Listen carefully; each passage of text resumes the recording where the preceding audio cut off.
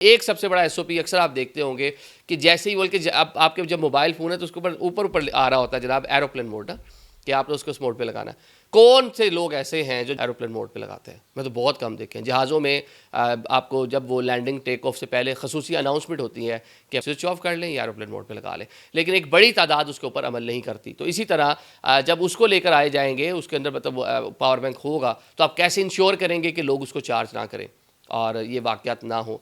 इसी तरह जो प्लेन के अंदर डिवाइसेस के हवाले से और बहुत से मामलात के हवाले से एयरलाइन की जानिब से बारहा कह लें कि एडवाइस किया जाता है, आपको बताया जाता है, हम लोग इग्नोर कर देते हैं उसको। तो इग्नोर करने का नतीजा ये है कि इस तरह के हादसा जो है दुनिया भर में हो रहे हैं। और पिछले कुछ टाइम से तो अक्सर हम बात करते हैं एविएशन इंडस्ट्री जो है उसके ऊपर मुश्किल टाइम देखने को मिल रहा है। अमेरिका में, जनूबी कोरिया में, बाकी कई कंट्रीज़ के अंदर, आपने कनाडा में देख लिया, इवन पाकिस्तान में कई इस तरह के वाक़यात हो रहे हैं। तो एक मुश्किल नज़र आ रही है एविएशन इंडस्ट्री के लिए।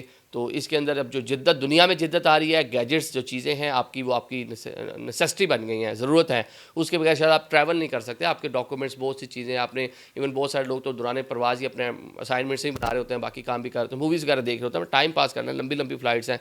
लेकिन साथ साथ जो सेफ्टी है वो भी बहुत ज़रूरी है। तो जिस पर अमल किया जाए तो मेरे ख्याल से मुश्किलात से बच सकते हैं।